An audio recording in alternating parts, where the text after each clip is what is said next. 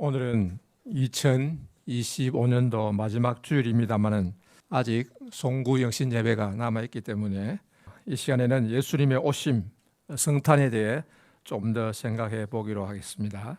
러시아 정교회와 동방교회에서는 성탄절을 1월 7일 날 지킵니다. 아직 남아있지요. 이것은 달력이 서로 달라서 그런데 동방교회에서는 옛날의 달력, 율리우스 달력을 사용하고 있어서 그렇습니다. 그러나 12월 25일이든 1월 7일이든 이것은 예수님의 탄생을 축하하는, 기념하는 날이고 예수님의 실제 탄생 날짜는 아무도 모릅니다. 출생 연도도 모릅니다. 대개 주전 4년이라 그러는데 사실은 주전 5년 또는 6년일 가능성이 높고 주전 7년으로 보는 학자도 있습니다. 어쨌든 예수님의 탄생은 매우 중요한 사건이고 엄청난 사건입니다. 왜냐하면 하나님의 아들이 이 세상에 오신 사건이기 때문에 하나님의 아들이 이 세상에 오셨다. 이건 분명한 사실이고 확실합니다. 하나님의 아들이 이 세상에 오셨다. 그런 놀라운 일이 실제로 일어났으니 참 엄청난 사건이죠. 자, 그러면은 예수님은 어디에서 탄생하셨을까요? 다 아시는 대로 유대 땅 베들레헴입니다. 그냥 베들레헴 하면 안 되고요. 유대 땅 베들레헴. 왜냐하면 스불론 땅에 베들레헴이 또 있습니다. 이름 없는 베들레헴이 있는데 그래서 정확하게 할 때는 유대 땅 베들레헴. 예루살렘 남쪽에 있는 조그만 마을입니다. 언덕인데 그러니까 산지지요. 예루살렘도 높은 산지에 있고 쭉 이제 내려갔다가 다시 올라오면은 남쪽으로 올라오면은 거기 베들레헴이 있습니다. 옛날에 다윗이 태어나고 살던 동네이고 양을 키우던 그런 풀밭이 있는 동네입니다. 그러나 요셉과 마리아는 당시에 북쪽 갈릴리 땅 나사렛에 살고 있었습니다. 나사렛은 지금은 좀 도시가 되었지만은 옛날에는 오랫동안 이름 없는 조그만 시골 동네였습니다. 촌동네, 강원도 어디에 이름 없는 동네라 생각하면 되겠습니다. 그런데 왜 어떻게 해서 예수님은 나사렛이 아닌 베들레헴에서 태어나시게 되었을까요? 그것은 로마의 황제 아우구스투스가 천하로 다 호적하라고 명하였기 때문입니다. 1절에 보면은 그때에 가이사 아구스도가 영을 내려 천하로 다 호적하라 하였으니, 가이사 아구스도, 요즘 학교에서 배우는 식으로 발음을 하면은 카이사르 아우구스투스입니다. 카이사르 아우구스투스인데 이 사람의 본명은 가이우스 옥타비아누스였습니다. 옥타비아누스가 원래 성이었는데 누군가 하면은 율리우스 카이사르, 보통 이제 세상에서는 학교에서는 줄리어스 시저라죠. 시저, 원래 카이사르입니다. 카이사르의 누나의 딸의 아들입니다. 누나의 딸의 아들. 그러니까 율리우스 카이사르의 종손이죠. 옥타비아누스 편에서 보면은 외할머니의 남동생 카이사르가 되겠습니다. 율리우스 카이사르는 아주 전쟁을 잘하고 잘 다스려서 로마 제국을 대폭 확장했고 사실상 유럽을 다 정복한 사람은 율리우스 카이사르입니다. 그런데 권력이 아주 커질 때에 원로원이 그를 독재할까 두려워서 주전 44년에 암살합니다. 주전 44년에 암살되고 나서 이제 야단났지요. 근데 그의 유언장이 발견되었는데 유언장에는 18살에 옥타비아누스에게 유산을 일부 상당수를 물려주고 그를 양자로 삼는다, 이런 유언이 발견되었어요. 그 아들이 없던지라 그래서 이 옥타비아누스가 누구냐, 저 로마 바깥에 딴 곳에 좀 나가 있었는데 급히 데려왔습니다. 아주 어린 나이죠. 그러나 이 옥타비아누스는 상당히 지혜로운 통치자였습니다. 유대 땅으로 말하면 솔로몬 같은 거죠. 율리우스 카이사르는 다윗 같고 몸은 약하고 했지만 아주 지혜로운 머리가 똑똑한 통치자였는데 일단 힘이 약하니까 안토니우스와 손을 잡고 삼두정치, 제2차 삼두정치를 펴면서 카이사를 암살한 적들을 다 이제 물리치고, 그리고 주전 31년에 악티움 해전, 악티움이라고 그리스 반도 서쪽에 있는 바다인데 거기서 이제 안토니우스와 클레오파트라의 해군을 물리칩니다. 원래는 안토니우스가 아주 막강한 세력이고 로마에서 존경받는 그런 장군이었는데 이게 이제 이집트의 클레오파트라와 사랑에 빠져가지고 소홀한 바람에 옥타비아누스는 이걸 이제 로마의 배신자다 이렇게 몰아붙인 거죠. 그래서 악티움 해전에서 안토니우스는 패배하고 도망을 쳤습니다. 클레오파트라와 함께 이집트로 도망쳤는데 옥타비아누스는 원래는 전쟁에 대해서는 잘 모르는 사람이었지만은 아그리빠라는 이제 아주 유능한 장수가 있었습니다. 아그리빠의 지휘하에 이 해전에서 승리하고 그리고 이집트로 도망간 안토니우스와 클레오파트라는 패배한 줄 알고 자살하고 끝을 맺지요. 이것이 이제 악티움 해전인데 이로써 로마의 패권은 중요한 것이 옥타비아누스에게 돌아갔다. 그런데 이제 가이사의 양자가 되기 때문에 옥타비아누스 카이사르 성을 물려받았지요. 본명은 원래 이름은 가이우스 옥타비아누스 카이사르. 그리고 그는 이제 원론을 잘 설득해서 주전 27년에 아우구스투스라는 칭호를 얻습니다. 아우구스투스. 이 아우구스투스라는 칭호는 참 묘한데 원래 뜻은 이제 높임 받은 자. 이걸 이제 조금 더 다르게 해보면은 최고 존엄이다 이렇게 하면 좀 이제 실감이 날 겁니다. 최고 존엄, 지존이다, 지존. 상당히 신적으로 들리는, 신이 아닌 것 같으면서 신적으로 들리는, 함부로 근접할 수 없는 이런 아우구스투스라는 칭호를 얻게 됩니다. 로마 제국에 대한 통치권을 확보한 것이죠. 이 아우구스투스는 권력을 잡은 후에 호구조사를 실시했습니다. 인구조사, 호구조사를 했는데 주전 28년에 하고 주전 8년에 하고 그다음 주 6년에도 하는데 이 호구조사가 왜 중요한가 하면은 이것이 되어 있어야 유사시에 얼마나 병력을 동원할 수 있는지 계산할 수 있고 그리고 무엇보다도 세금을 거둘 때 꼭 필요합니다. 재정을 든든하게 하기 위해서는 꼭 호구조사를 해서 재산도 조사하고 땅도 조사하고 그렇게 사람을 조사를 해야 됩니다. 호구조사를 하는데 각자 자기 고향에 가서 호적을 하라. 호구조사가 쉬운 게 아닙니다. 간단한 게 아니에요. 특히 이 유대 땅에서는 인구조사에 대해서 굉장한 거부감이 있습니다. 옛날에 다윗이 인구조사하다가 크게 재앙을 만났잖아요. 하나님의 벌을 받고. 인구조사한다면 막 두려워하고 막 저항합니다. 목숨 걸고 반대하는 사람도 있어요. 그래서 아마 다른 데 다 하고 좀 늦게 한 것 같습니다. 요셉은 다윗 가문의 사람이므로 베들레헴에 가서 호적을 해야 했습니다. 요셉은 가난했지만은 그래도 가문은 좋아요. 다윗의 가문이니까 로얄 패밀리죠. 먼 거리를 뚜벅뚜벅 걸어서 갔습니다. 어쩌면은 나귀 한 마리 몰고 갔을지도 모르죠. 베들레헴으로 갔는데 며칠 걸렸습니다. 자, 그런데 중요한 것은 그때 약혼한 마리아를 데리고 갔다고 합니다. 5절에 보면은 그 약혼한 마리아와 함께 호적하러 올라가니 마리아가 이미 잉태하였더라. 약혼한 마리아, 다르기는 정혼한 마리아. 전에는 정혼, 약혼 같은 말입니다. 이 마리아도 같은 동네 나사렛 사람입니다. 그러니까 요셉과 마리아는 둘 다 나사렛 동네 사람이에요. 어려서부터 같이 회당에 다니면서 같이 예배드리고 같이 율법 공부하고 성경 암송하고 성경 퀴즈 때 같이 하고 같이 찬양하고 이렇게 자랐습니다. 그러다가 마음이 맞아서 결혼하기로 약속했습니다. 정혼했다, 약혼했다. 그런데 유대 사회에서 약속은 매우 중요하기 때문에 목숨 걸고 지켜야 하는 것입니다. 왜냐하면 약속은 하나님 앞에서 한 것이기 때문에 하나님의 이름을 걸고 맹세하는 것도 있고 맹세 없더라도 하나님 앞에서 한 것이기 때문에 파기할 수 없습니다. 없고 한번 약속했으면 반드시 지켜야 한다. 그러나 아직 같이 살지는 않았습니다. 약혼 이제 하고 결혼할 때 그때가 인생의 제일 황금기죠. 이때가 제일 좋을 때입니다.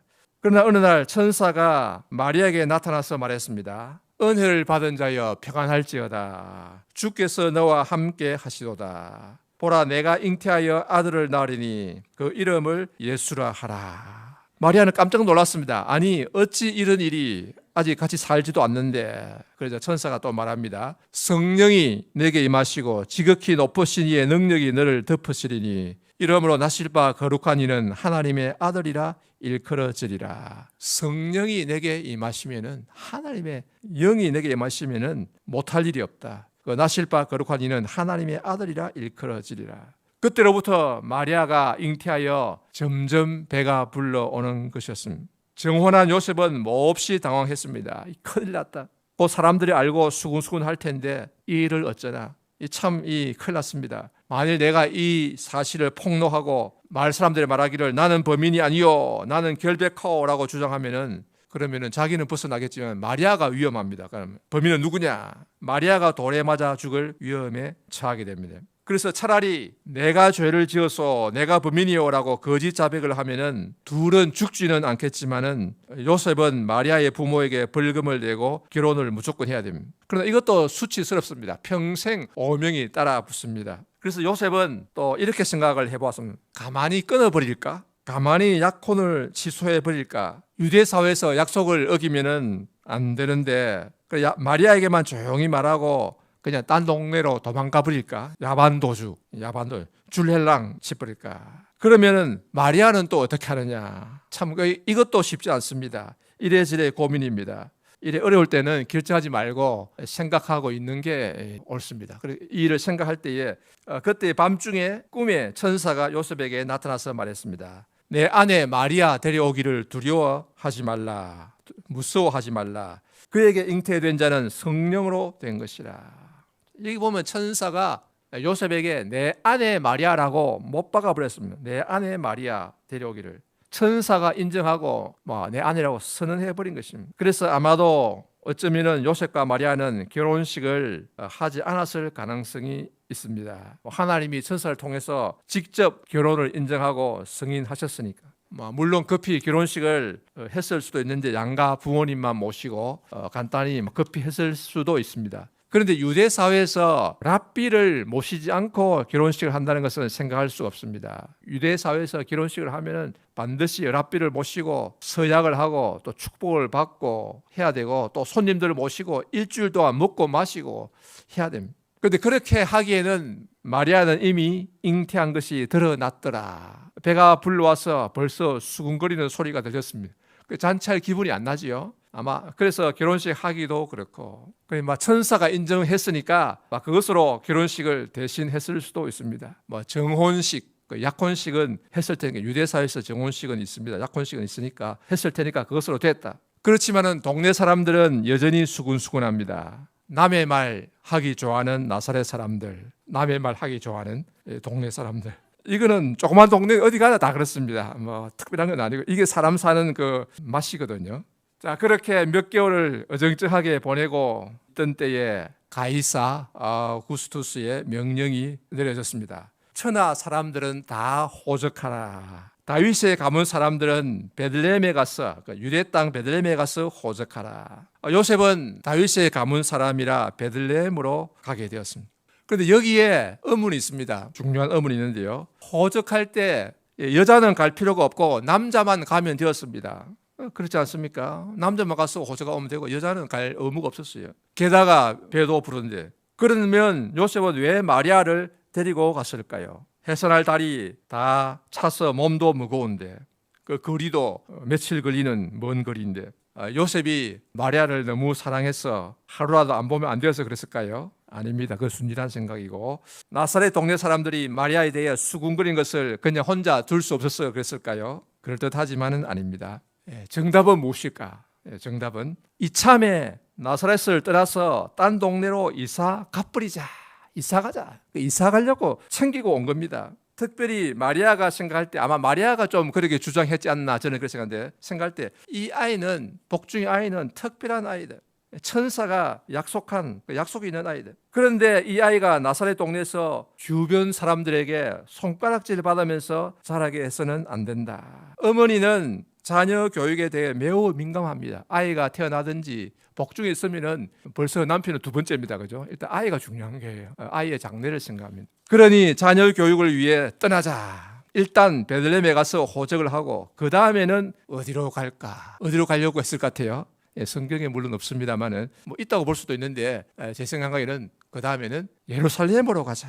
예루살렘, 다윗성 예루살렘. 천사가 나타나서 말할 때 다윗의 왕위를 이 아이에게 준다고 하지 않았나? 다윗의 왕위, 그 다윗성 예루살렘에서 다스렸잖아요. 또 영원히 야곱의 집을 왕으로 다스릴 것이라고. 그리고 어떻게 보면은 이 아이는 왕이 될 아이인데 특별한 의미고 이 세상의 의미하고는 좀 다르잖아요. 또 왕은 왕이에요. 그러니까 왕의 도시는 예루살렘입니다. 그래서 예루살렘에 가서 일단 훌륭한 랍비 밑에서 교육을 받아야 돼. 글자를 배우고 해야 된다. 이게 부모의 마음이고 특별히 어머니의 마음입니다. 그리고 성전이 있는 곳에서 자라자. 이걸 알 수 있는 성경 구절이 없는 게 아닙니다. 헤롯 대왕의 그 살육을 피해서 애국으로 내려가서 피신 생활을 좀 했는데, 애굽에서 헤롯 대왕이 죽었다는 소식을 듣고 이스라엘 땅으로 돌아올 때 예수님 부모가 처음에 어디로 가려고 했는가 하면은요, 그 아들 아켈라오가 임금됨을 듣고 거기로 가기를 두려워하더니, 거기가 어디겠습니까? 아켈라오 같으면은 왕궁이 있는 데가 예루살렘, 거기에 가기를 두려워서 할 수 없이 나사렛으로 가게 된 거예요. 원래 목표는 예루살렘이었다. 이 성경에 사실은 근거가 있는 겁니다. 그런데 아켈라오는 헤롯 대왕이 죽었을 때 온 이스라엘이 기뻐했거든요. 그러나 이제 그 표현을 잘 못했지만 기뻐했는데, 아켈라오는 그때 유월절이 이제 다가와가지고 군중이 이제 데모해가지고 소요가 일어나니까, 그 아켈라오는 이때 이제 로마 원로원의 인준을 받아야 되기 때문에 약함을 보이면 안 된다 해가지고 군사를 풀어가지고 이스라엘 백성 3,000명을 학살했습니다. 피해 학살. 그래서 다 두려워하는 거예요. 헤롯 대왕을 피했더만 더 무서운 자가 나타났다. 그래서 감히 예루살렘에 가는 걸 포기하고 나사렛으로 가게 된 것입니다. 자, 그래서 이제 일단은 요셉과 마리아는 베들레헴에 가서 호적부터 하고 오보자. 그리고 또 하나 생각할 것은, 요셉은 목수잖아요. 목수하면은 낭만적으로 들리십니까? 아니요. 목수란 말의 뜻은 잘 생각하면 땅이 없다는 말이에요. 토지가 없으니까 결국 집을 지어주고 고쳐주고 테이블 만들어주고 의자 만들어주고 그래서 사는 거예요. 그 자기가 경작할 땅이 없단 말이에요. 품삯을 이제 팔아서 사니까. 그러니까 뭐 나사렛 떠나기도 쉽습니다. 어디 가든 뭐 기술로 조금 일해주고 벌어먹으면 되니까요. 그러니까 이제 떠난 것입니다. 그래서 요셉은 만삭이 된 마리아를 데리고 뚜벅뚜벅 걸어서 베들레헴으로 갔습니다. 그런데 막상 베들레헴에 도착을 해보니 사람들이 북적북적하고 엄청 많았습니다. 원래는 조그만 동네인데 뭐 한 2, 3천 명 살았을까요?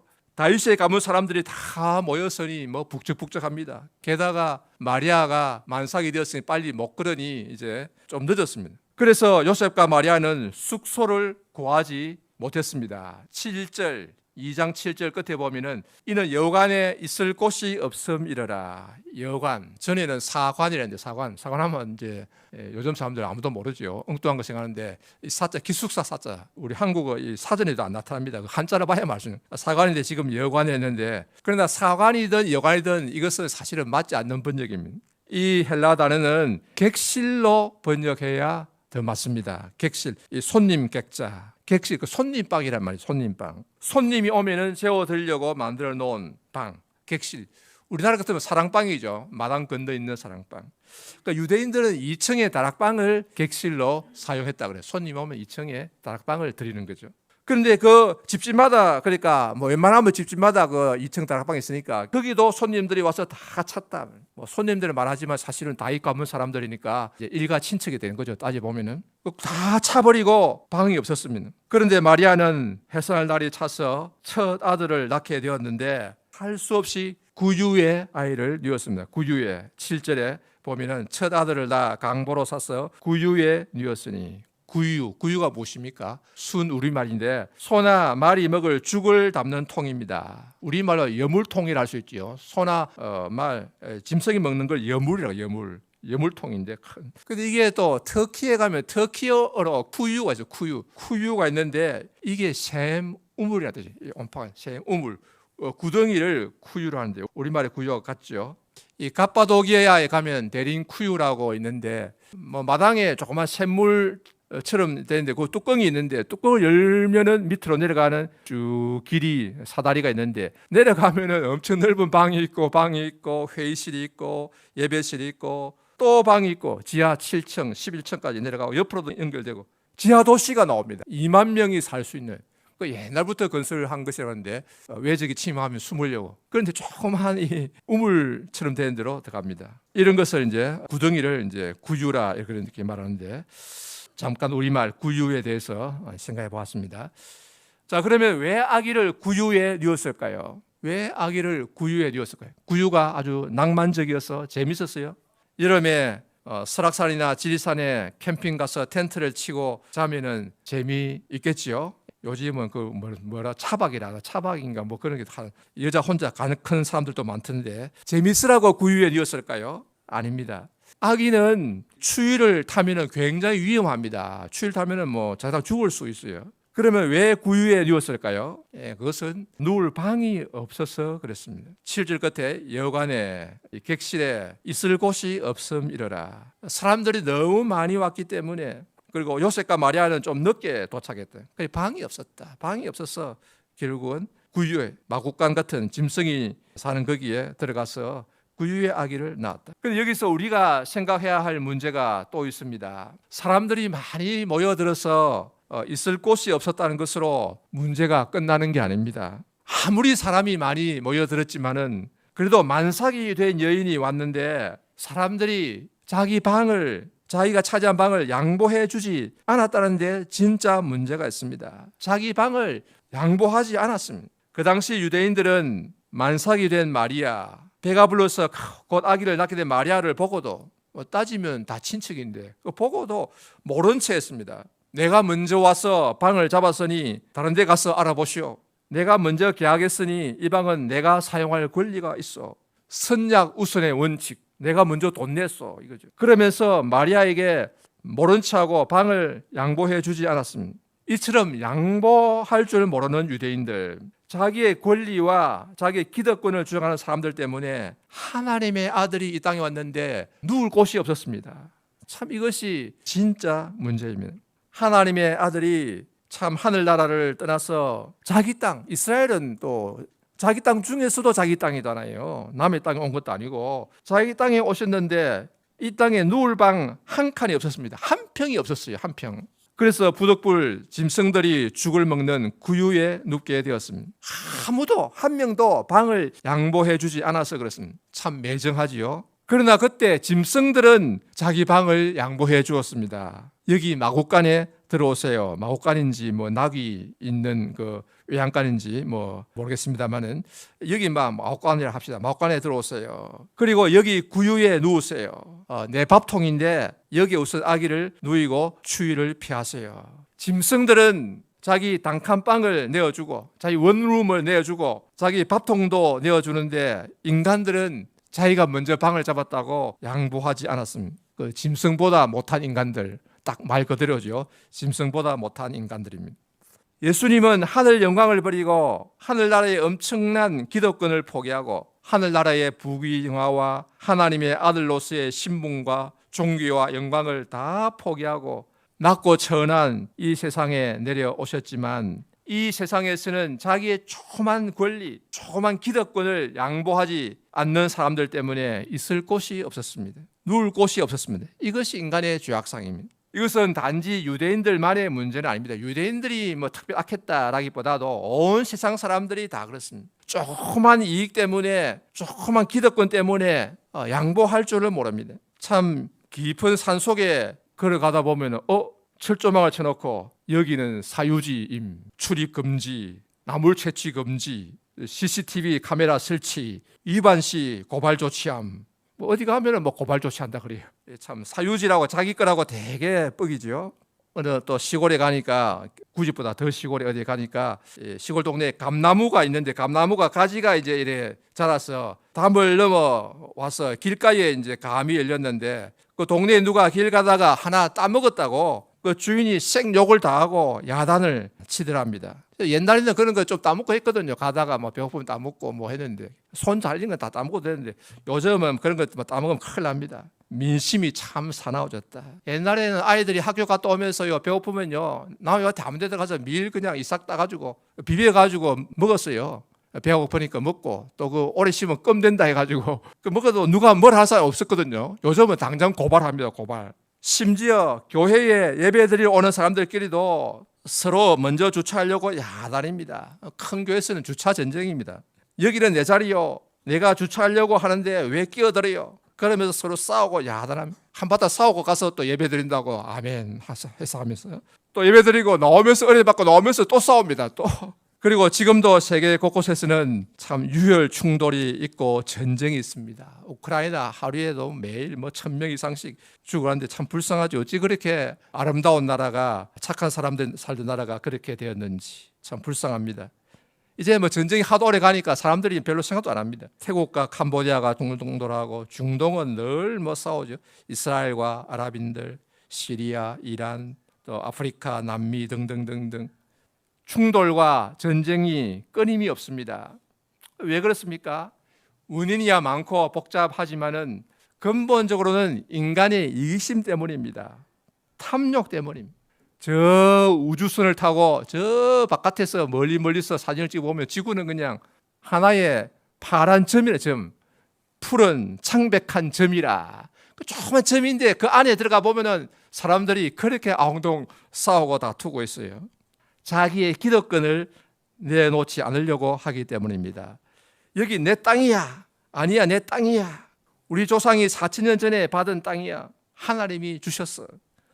무슨 소리야? 우리 조상이 수백 년 동안 대대로 살고 있는 땅이야. 그래서 끊임없이 싸우고 다투고 복수하고 보복하고 테러하고 합니다. 이 분쟁이 그칠 날이 없습니다. 평화가 없습니다. 오늘날 우리나라도 자기의 욕심을 챙기려고 하는 사람들 때문에 나라가 어지럽습니다. 서로 권력을 차지하겠다고. 국민이야 죽든 말든 나라야 어찌 되든 말든 나만 잘 살면 된다. 내 편 사람들만 잘 살면 된다. 여기에 외국 세력까지 가시하고 사람들이 너무나 이기적입니다. 자기 중심적입니다. 자기 주장만 하고 자기 이익만 도모하고 국민을 생각할 줄 모릅니다. 나라를 생각할 줄 모릅니다. 자기 자신의 이익을 위해 나라를 팔아먹는 사람들이 많습니다. 그러면 오늘날 우리는 어떻습니까? 나는 내 자신의 권리와 이익을 양보할 줄 아는 사람입니까? 아니면 내 자신의 조그만 권리와 기득권을 꼭 붙들고 놓지 않는 사람입니까? 사랑하는 우리 성도 여러분, 오늘 또 예수님은 우리의 마음문을 두드리십니다. 여기 빈방 있어. 이기적인 사람은 이렇게 대답합니다. 없어요. 딴 데 가서 알아보시오. 여기 내가 먼저 와서 잡았으니 내 방이요. 그러면 예수님이 들어오실 수가 없습니다. 그러나 예수님이 여기 빈방 있어 이렇게 물으실 때에 네, 어서 들어오십시오. 제 방을 내어드리겠습니다. 이렇게 환영하며 자기 방을 내어드리면은 예수님은 기쁘게 들어오시고 그와 동행하며 그에게 은혜와 평강을 내려주십니다. 그리고 그 사람의 앞길을 선하게 인도해 주시는 것입니다. 그러므로 사랑하는 우리 성도 여러분, 우리 모두 마음문을 활짝 열고 우리 예수님께 방을 내어드리도록 하십시다. 어서 들어오십시오 하면서 환영하여 맞아들이는 여러분이 다 되시기를 바랍니다. 자기의 권리를 양보할 줄 아는 사람, 자기의 기득권을 포기할 줄 아는 사람이 되도록 하십시다. 그래서 예수님이 우리 안에 들어오셔서 우리와 함께 살면서 우리와 동행하는 귀한 성도들이 다 되시기를 바랍니다. 아멘.